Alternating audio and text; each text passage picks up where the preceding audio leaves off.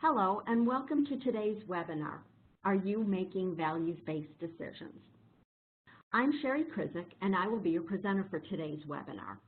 As the Senior Vice President of Financial Wellness for Local Government Federal Credit Union, I have the privilege of working with a team whose passion is to empower our members, like yourselves, to manage their finances, make good financial decisions, and most importantly, to do the right things to achieve financial success.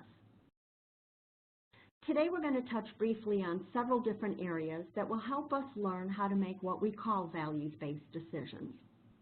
We'll cover things like everyday decisions, defining financial success, identifying your values, noticing your behaviors, and setting goals. So let's get started. We make financial decisions every day. We make decisions throughout the day without even realizing that we're making financial decisions. They're just things we do, also known as our behaviors.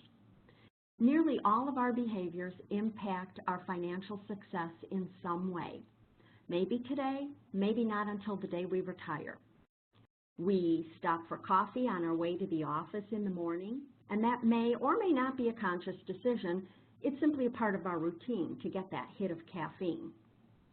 We work late and we don't have time to make dinner, so we stop on our way home and pick something up that the kids will like, and that's easy. Or maybe we buy a pair of shoes because the ones that we have are either worn or because they're on sale, and of course we can't pass up a good bargain. We make most of these decisions without thinking. And we certainly don't think about the fact that these everyday decisions impact our financial success.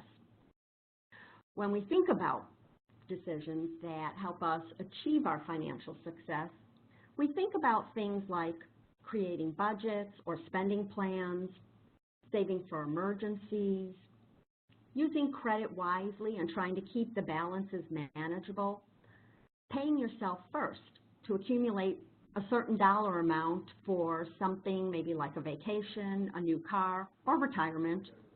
These are all conscious decisions that we make. Financial professionals, including the financial wellness team at LGFCU, tell us to do these things, and we should be doing these things. However, these things alone are not enough to achieve financial success.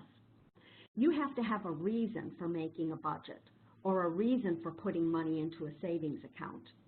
And in order for you to stay motivated to keep saving over time, it has to be important to you. You have to ask yourself, what am I saving for?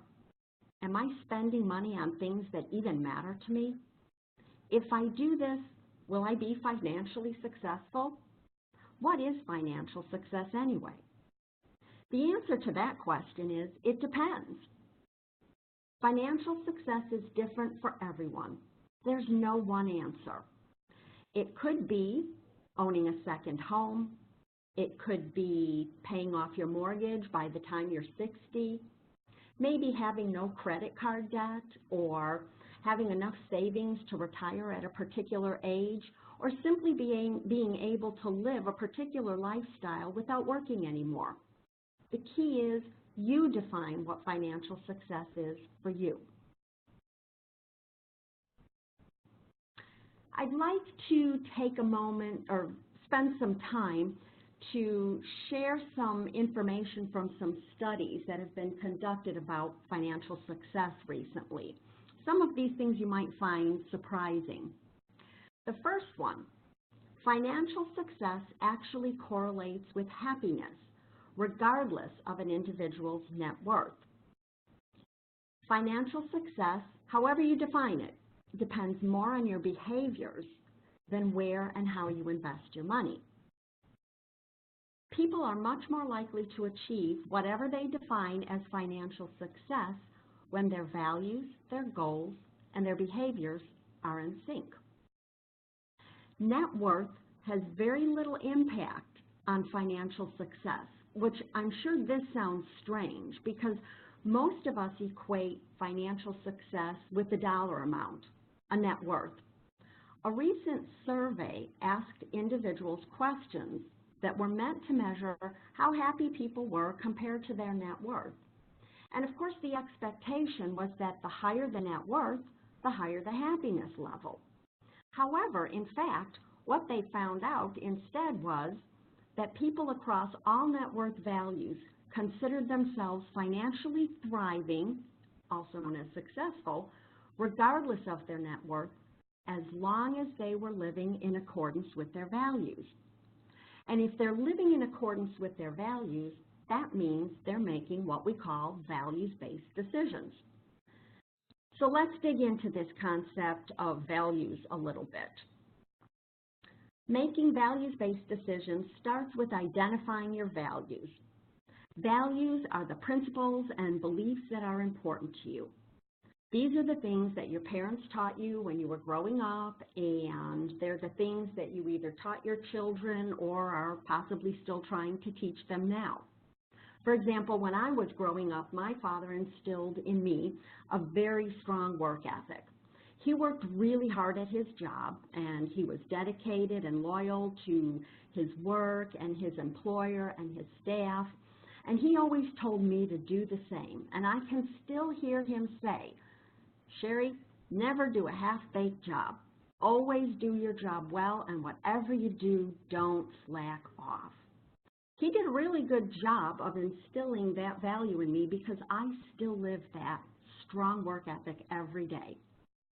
Your values represent your ideal self, who you want to be, who you're striving to be. Unfortunately, most of us don't live in accordance with our values all the time, which brings up behaviors. Behaviors are our thoughts, our emotions, and our actions. These are the things that we do every day, all day. They represent our real self. So think about this. If spending time with your family is important to you, but you always seem to work late, work on the weekends, miss kids' recitals or ball games or some other activities, it means that you're not living in accordance with your values. Your intentions may certainly be there, but your actual behaviors say something else. This is very common, though, because we're so busy doing things that we just don't stop to think if what we're doing actually aligns with our values. So that's where goals come in. Goals are things that you want to accomplish. The goals bridge the gap between your behaviors and your values. So again, using my example, if spending time with your family is important to you, but you always seem to be working, you might decide to set a goal to leave work on time on certain days, or only work 1 or 2 weekends during the month, or set specific family times only to spend with your kids. Making values is about making decisions and setting goals and behaving in ways that are really important to you. So if values are so important to achieve financial success, let's spend some time talking about values specifically. Right now, I'd like to share with you something that's called the values exercise. This is a great tool that can help you identify your top values so you can set the stage for establishing behaviors that are more in line with your values. Believe it or not, most people can't name their top values. Typically, we can come up with, say, 3. Maybe things like family, friends, religion, for example.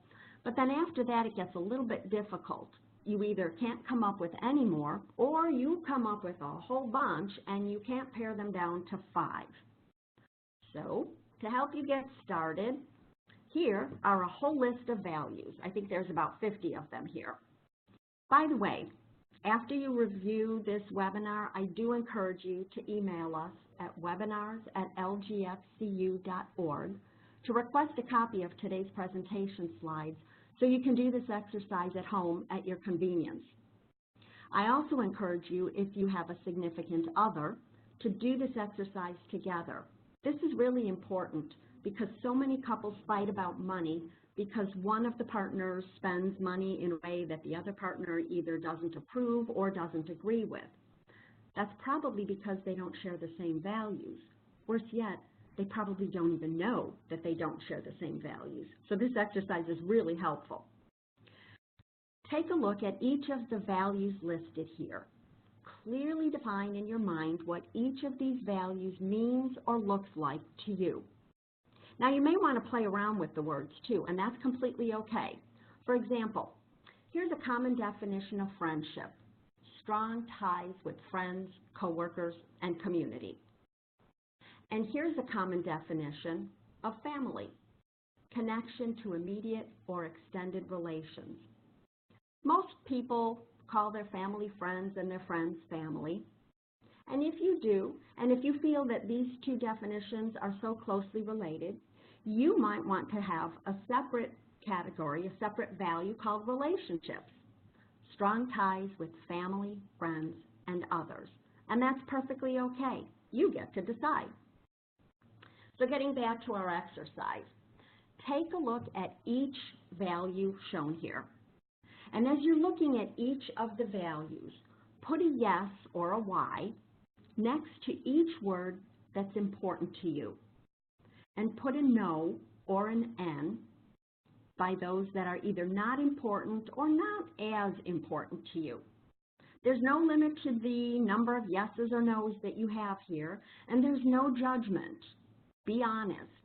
Don't feel bad if helping others or loyalty are not among your values. And if there's something that you value that you don't see here, write it in one of the blank boxes at the bottom.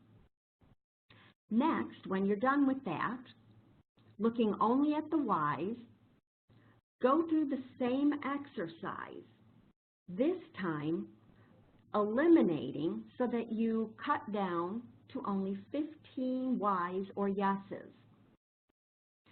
Then, once again, looking only at those 15 yeses, go through the exercise again, eliminating enough of the values that are not as important to bring it down to 10. And then finally do it one last time, cutting down to 5. Now, depending on how many yeses you started out with in the first place, you may not have to go through as many elimination rounds, which is completely fine. The key is to eliminate until you get down to 5. And once you do that, there you have it.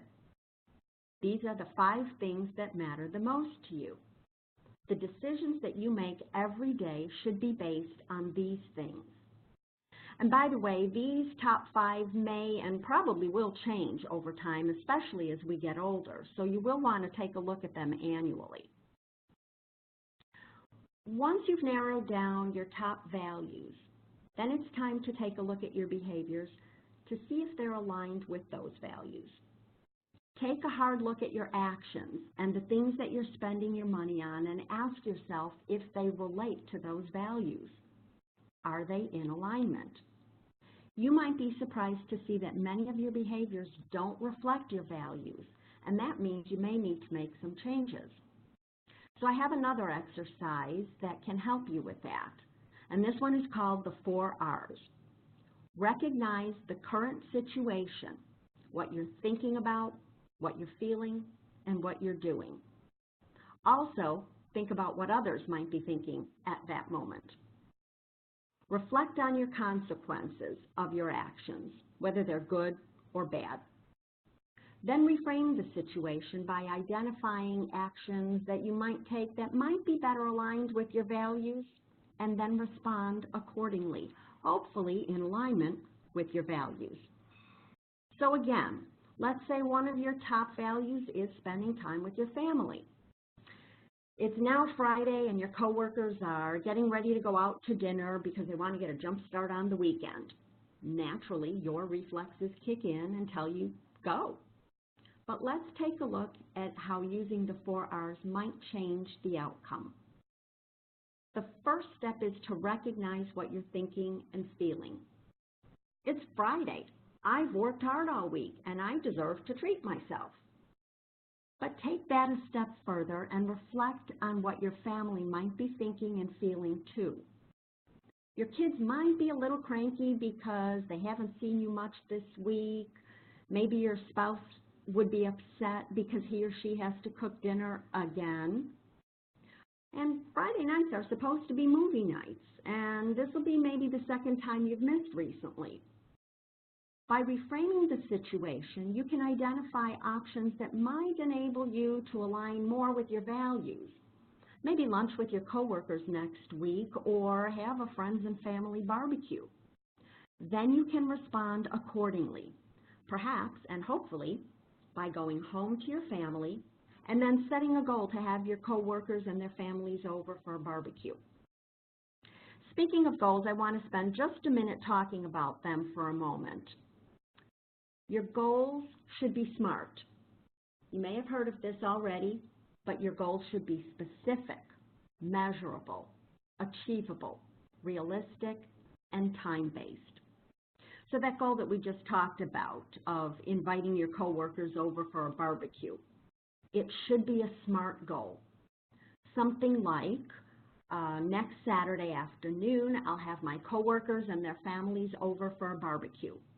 That's pretty specific and measurable and time-based. To make it achievable and realistic, you might also ask each of your coworkers to bring a small dish, which will help you manage all of the work and cost and still allow you to spend time with your family in the meantime. Okay, I have one last exercise for you.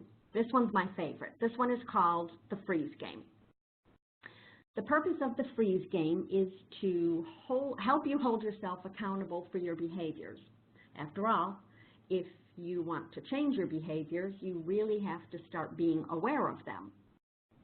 So to play the game, you can set up alerts on your phone or a task in your email so that you receive a notice, a notification or alert several times a day, every day, including weekends. Personally, I have set both up so that I get alerts on my phone and on my computer because I never know which I'm going to, whether I'm going to be near my phone or my laptop at any given time. The alert or the task that you set up can look pretty much like this slide. What are you thinking? What are you feeling? And what are you doing? Whenever you get that alert, stop whatever you're doing and answer those questions. Then ask yourself, does what I'm doing align with my values? Perfect example of this one works great when you're in the grocery store and you're standing in line waiting to check out and you suddenly spot some cool purchase, an impulse purchase. We've all been there. You might be thinking, wow, what a cool little gadget to cut fruit. I need to buy this. I have to have this.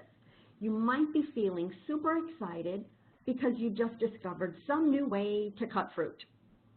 But if you have a drawer full of knives at home that probably already cuts fruit perfectly fine, and if none of your top values includes cutting fruit, it's likely that it's not in alignment with your values and you should probably gently place that item back on the shelf and not buy it.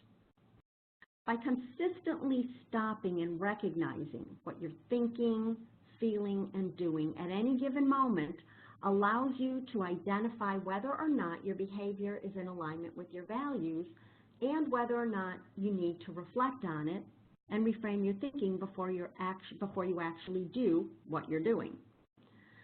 When I first started doing this exercise, I actually found it helpful to write down what I was thinking, feeling, and doing.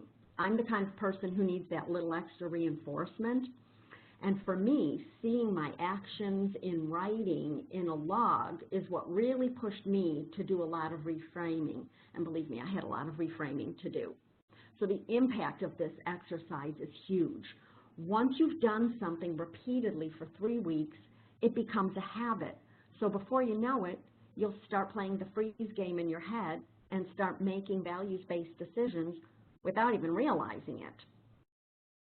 So let's summarize. Making values-based decisions really does make sense.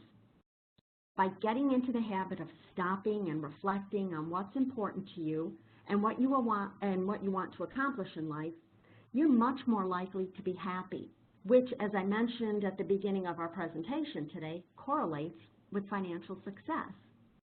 You do need to take care of your fundamental needs, of course. food, transportation, shelter. But you also need to dig a little deeper to achieve your financial success. Be realistic. Be patient. Remember, it takes at least 3 weeks to turn an action that you're performing into a habit.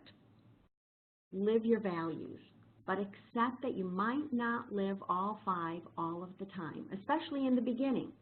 However, if you practice your 4 R's and you play the freeze game, you're setting yourself up for success. So this concludes our presentation today. If you have any questions, or again, to get a copy of the slides so you can start working on your values, send us an email at webinars@lgfcu.org. And be on the lookout for more webinars from the Financial Wellness Team at Local Government Federal Credit Union.